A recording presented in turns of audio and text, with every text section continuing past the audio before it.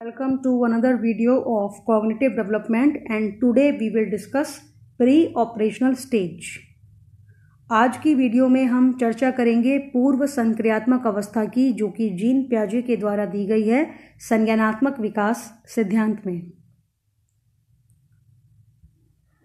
Pre operational stage, इसका duration है, time period है from 2 years till 7 years।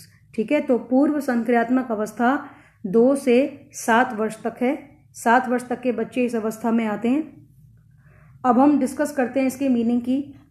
Pre operational stage, pre का मतलब होता है पूर्व, पहले, और ऑपरेशनल मतलब संक्रियात्मक। ठीक है, तो देखिए ऑपरेशनल वर्ड का मतलब आप सबसे पहले समझिए। ऑपरेशनल का मतलब है ऑपरेट करना, ऑपरेट करना। अब ऑपरेट मतलब, ऑपरेट करने का मतलब है सिंपल वर्ड्स में अपने माइंड का यूज़ करना, यानी कि लॉजिकल थिंकिंग, रीजनिंग, इन प्रोसेसेस का यूज़ करना, उसी का मतलब है ऑपरेट। अब ये है प्री ऑपरेशनल, यानी कि ये अवस्था माइंड को यूज़ करने से पहले वाली अवस्था है।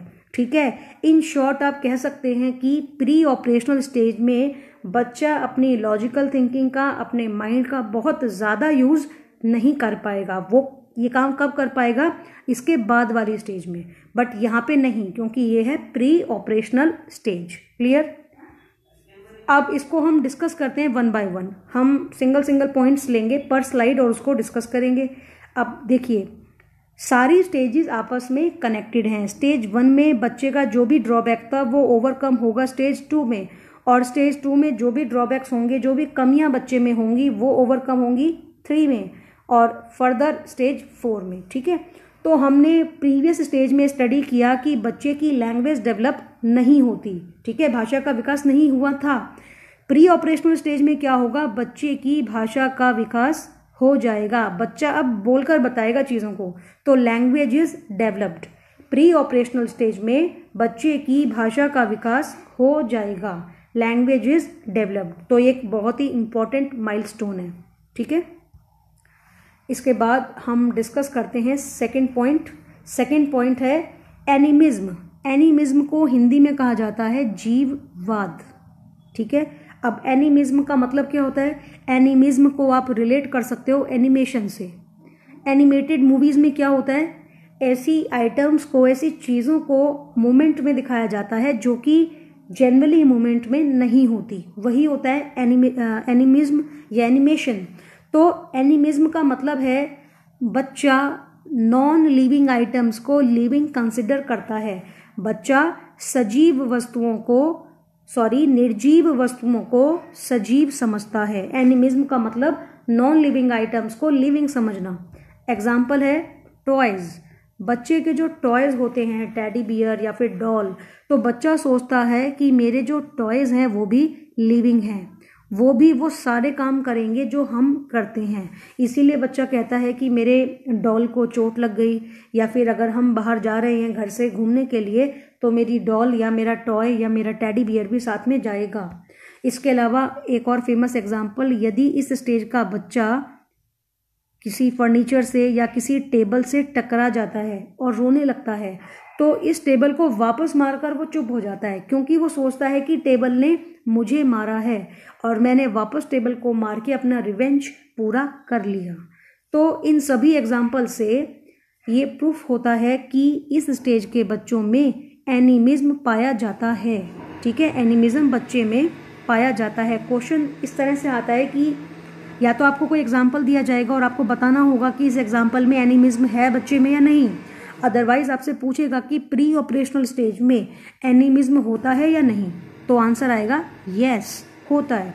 और जैसे जैसे बच्चा मैच्योर होगा तो बच्चे में ये एनिमिज्म दूर हो जाएगा, चला जाएगा। ठीक है, नेक्स्ट है ईगोसेंट्रिज्म। ईगोसेंट्रिज्म का मतलब है आत्म केंद्रीयता।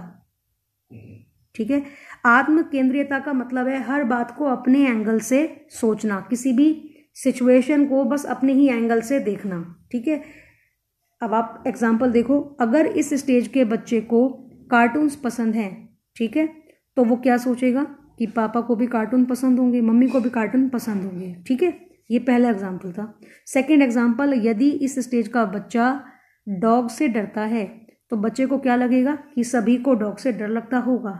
यानी बच्चा हर बात को अपने ही एंगल से सोचता है, उसे लगता है जैसे मैं सोचता हूँ सामने वाला भी वैसे ही सोचता है।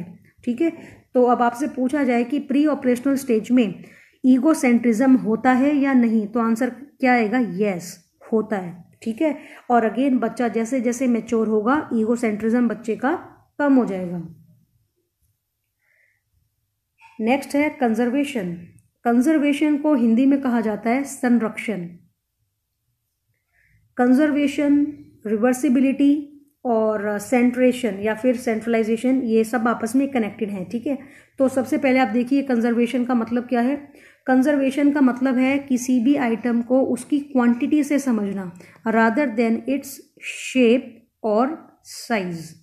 किसी भी चीज़ को उसकी मात्रा से समझना, ना कि उसके आकार से। ये कंजर्वेशन का मतलब है। और ज़्यादा सिंपल वर्ड्स में कंजर्वेशन का मतलब है कि आप किसी भी चीज़ को उसकी मात्रा से समझें, उसकी क्वांटिटी से। लाइक अगर आपके सामने 2 कंटेनर्स हैं तो अब आपको इस बात से फ़र्क नहीं पड़ना चाहिए कि इसका साइज़ ज़्यादा है कि इसका साइज़ ज़्यादा है, ये पतला है या फिर इसकी हाइट ज़्यादा है। इस बात से फ़र्क नहीं होना चाहिए। फ़र्क होना चाहिए कि जो इसके अंदर है वो कितना लीटर है, इसमें कितना लीटर है, इसमें कितना लीटर है, या इसमें कितना ml है। तो इस बात से फ़र्क होना चाहिए रादर देन उसका शेप या साइज़ कितना है। तो अगर आपको इस बात की समझ है तो ये कहा जाएगा कि आपके अंदर कंजर्वेशन है। बट अगर आपके अंदर आपको ये बात समझ में नहीं आती है, अभी कन्फ्यूज़न होता है, तो क्या कहेंगे कि आपके अंदर कंजर्वेशन नहीं है। अब आप एग्जाम्पल्स देखिए, आपको एग्जाम्पल से पता चलेगा कि इस स्टेज के बच्चों में कंजर्वेशन है या नहीं। तो पहले बिल्कुल आप बेसिक एग्जाम्पल लीजिए। देखिए इस स्टेज के बच्चे के सामने आपने यहाँ पे ये 2 कॉइन्स रखे हैं, 10 रुपीज़ के 2 कॉइन्स, और यहाँ आपने 1 रुपये के कुछ ज़्यादा ही कॉइन्स यहाँ रख दिए हैं। अब आप बच्चे से पूछेंगे कहाँ पे ज़्यादा है, तो बच्चा क्या बोलेगा, इधर। क्योंकि बच्चा वैल्यू को नहीं देख पा रहा है, वो ये नहीं देख पा रहा है कि यहाँ 20 रुपीज़ हैं और यहाँ पे बहुत कम है, उसे बस इतना दिखता है यहाँ पे ज़्यादा है। तो ये किसका एग्जाम्पल है, क्या बच्चे में कंजर्वेशन है, नहीं है। ठीक है, पहला एग्जाम्पल था। नेक्स्ट एग्जाम्पल देखिए, ये 2 कंटेनर्स हैं, इक्वल साइज, दोनों में पानी है, क्वांटिटी दोनों में इक्वल है। ठीक है, अब ये देखिए यहाँ पर एक और कंटेनर है, हम थोड़ा बड़ा कंटेनर बना देते हैं। ठीक है, अब हमने क्या किया, बी कंटेनर का जो वाटर है वो हमने इसमें डाल दिया है। ठीक है, अब बी तो खाली हो चुका है। अब आपने इस स्टेज के बच्चे से पूछा बताओ ए में ज़्यादा है या सी में ज़्यादा है। यहाँ पर क्या होता है, यहाँ पे वैरायटी आती है। कुछ बच्चे कंफ्यूज हो जाते हैं, कुछ बता ही नहीं पाते हैं, कुछ बच्चे कहते हैं कि सी में ज़्यादा है। अब आप ध्यान देखिए, बच्चा सी में ज़्यादा क्यों बोल रहा है, क्योंकि उसे लगता है कि भाई ये इतना बड़ा कंटेनर है तो इसमें तो ज़्यादा ही होगा पानी। वो ये नहीं देखता है कि बी से ही तो इसमें डाला है और उसके सामने होता है ये सब कुछ। तब भी बच्चा या तो कंफ्यूज रहता है या फिर रॉन्ग आंसर देता है। क्यों, क्योंकि बच्चे का फोकस कंटेनर के शेप और साइज पर होता है rather than quantity of water. तो आप क्या कहेंगे कि क्या उस बच्चे में कंजर्वेशन है, ऑब्वियसली नहीं है। ठीक है, इसीलिए कहा जाता है कि इस स्टेज के बच्चों में कंजर्वेशन नहीं है, लैक ऑफ कंजर्वेशन। ठीक है, इस अवस्था के बच्चों में संरक्षण का गुण नहीं पाया जाता। ठीक है, नेक्स्ट सेंट्रलाइजेशन। सेंट्रलाइजेशन का मतलब है किसी भी सिचुएशन या किसी भी ऑब्जेक्ट के एक ही पक्ष के ऊपर ध्यान देना, सिर्फ एक पक्ष के ऊपर ध्यान देना, इसे हिंदी में कहा जाता है केंद्रीयकरण।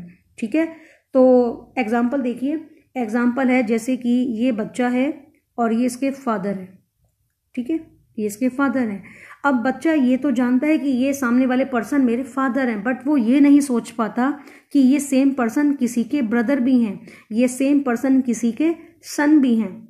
इन बातों को बच्चा ध्यान नहीं दे पाता, वो किसी भी सिचुएशन के सिंगल एस्पेक्ट पर ही फोकस करता है। इसे कहते हैं सेंट्रलाइजेशन। एक और एग्जांपल देखो आप, ये आपने बच्चे के सामने डाइस बनाया बोर्ड पर। अब डाइस में कितने फेसेस होते हैं, 6। ठीक है, बट आप बच्चे से पूछोगे कितने फेसेस हैं तो क्या जवाब आएगा, 3, क्योंकि बच्चा अदर एस्पेक्ट्स को नहीं देख पाता। बच्चा उतना ही देख पाता है जहां पर उसका ध्यान जाता है। ठीक है, तो इस स्टेज के बच्चों में सेंट्रलाइजेशन पाया जाता है या नहीं? पाया जाता है।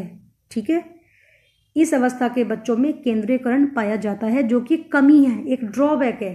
ठीक है, तो जैसे जैसे बच्चा मैच्योर होगा बच्चों में सेंट्रलाइजेशन दूर हो जाएगा और इसकी जगह पे डिसेंट्रलाइजेशन डेवलप हो जाएगा। ठीक है, नेक्स्ट इरिवर्सिबिलिटी। अब आप देखो, सबसे पहले आप देखो रिवर्सिबिलिटी क्या होता है। इसको हिंदी में बोलते हैं पलटाव, और इरिवर्सिबिलिटी हो जाएगी अपलटाव। ठीक है, तो रिवर्सिबिलिटी का मीनिंग क्या है? रिवर्सिबिलिटी का मीनिंग है रिवर्स करना। ठीक है, from beginning to end end end to beginning, to and fro, शुरुआत से अंत तक सोच पाना और अंत से वापस शुरुआत पर सोच पाना, इसी को बोलते हैं रिवर्सिबिलिटी। रिवर्सिबल जैकेट आपने यूज़ की होगी, सुना होगा, जिसको आप रिवर्स करके भी यूज़ कर सकते हैं। ठीक है, अब पहले आप एग्जाम्पल देखिए। एग्जाम्पल है, ये देखिए बच्चे का घर है और ये है बच्चे का स्कूल। अब आपने बच्चे को कहा कि आपका जब आप घर से स्कूल जाते हैं तो आपका जो डिस्टेंस है वो है 2 किलोमीटर्स। अब बताओ स्कूल से घर कितना होगा? बच्चा नहीं जानता, बच्चा कंफ्यूज हो जाएगा। बच्चा ये मान के चल रहा है कि मुझे घर से स्कूल का पता है, स्कूल से घर का तो आपने मुझे बताया ही नहीं, तो बच्चा यहाँ पे जवाब नहीं दे पाएगा। सेकेंड एग्जाम्पल, आपने बच्चे को 2 का टेबल सिखाया। ठीक है, उसे आ गया है। अब आपने बच्चे से बोला बताइए 5 × 2 कितना होगा? बच्चा कहेगा ये आउट ऑफ सिलेबस है, 5 का टेबल हमको नहीं सिखाया। यानी बच्चा इतना माइंड अप्लाई नहीं कर पा रहा कि 2 × 5 और 5 × 2 एक ही है। ठीक है, तो बच्चा पलटकर नहीं सोच पा रहा। तो आप क्या बोलोगे कि इस स्टेज में बच्चे में रिवर्सिबिलिटी नहीं है, तो उसका उल्टा ही हो गया ना, इरिवर्सिबिलिटी। तो इरिवर्सिबिलिटी बच्चे में होती है।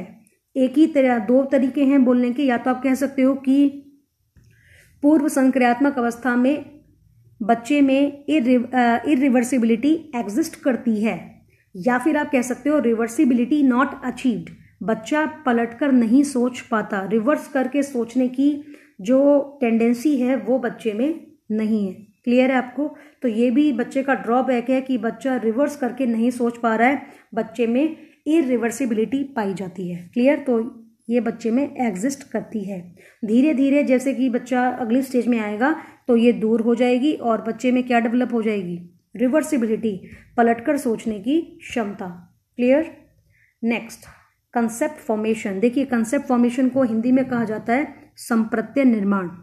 तो जैसे जैसे बच्चा अपने आसपास आइटम्स के साथ इंटरेक्ट करता है, बच्चों में कंसेप्ट्स बनते हैं।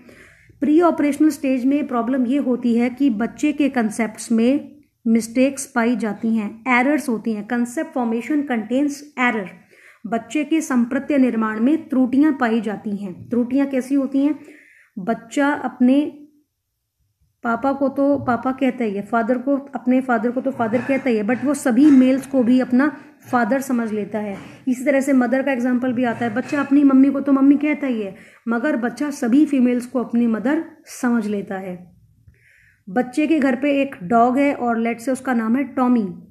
प्रॉब्लम क्या आएगी? बच्चा इसको बाहर भी जनरलाइज कर देगा, ओवर जनरलाइज। यानी बच्चा सोचेगा अब गली में, शहर में जितने भी डॉग्स हैं सारे डॉग्स टॉमी हैं। तो इसे कहते हैं कंसेप्ट फॉर्मेशन में एरर्स का होना। बच्चे के संप्रत्यय निर्माण में त्रुटियां होती हैं। ठीक है, जैसे जैसे बच्चा मैच्योर होगा एरर्स दूर हो जाएंगी। क्लियर है आपको? ऐसा ही सेम एग्जांपल इंग्लिश की पेडागोजी में भी आता है कि आपने बच्चे को सिखाया पास्ट फॉर्म कैसे बनाना है, आपने बोल दिया कि ईडी ऐड कर देना, अब बच्चा टॉक्ड बना देता है, या फिर इसके अलावा जितने भी वर्ड्स होते हैं जिनमें ईडी लगकर काम हो जाएगा वॉक्ड बना लेता है। जब बच्चा गो करेगा तो वो क्या बनाएगा? गोड। अब वेंट तो नहीं बनाएगा वो। तो ये क्या है? ये basically concept formation contains error है, ये ओवर जनरलाइजेशन है। ठीक है, तो ये भी इसी के अंदर आता है। तो अब हम शॉर्ट में रिव्यू करते हैं, हमने क्या क्या सीखा। हमने डिस्कस किया प्री ऑपरेशनल स्टेज को। हमने सीखा कि बच्चे की लैंग्वेज डेवलप हो जाती है, जो कि एक इंपॉर्टेंट माइलस्टोन है इस स्टेज का। बच्चे में एनिमिज्म पाया जाता है, ईगोसेंट्रिज्म होता है, सेंट्रलाइजेशन होता है, इरिवर्सिबिलिटी होती है, कंजर्वेशन नहीं पाया जाता, lack of conservation. Concept formation में बच्चे की मिस्टेक्स होती हैं। ठीक है, तो हमने ये डिस्कस किया। I hope it is clear to you. Thanks for watching. Happy learning.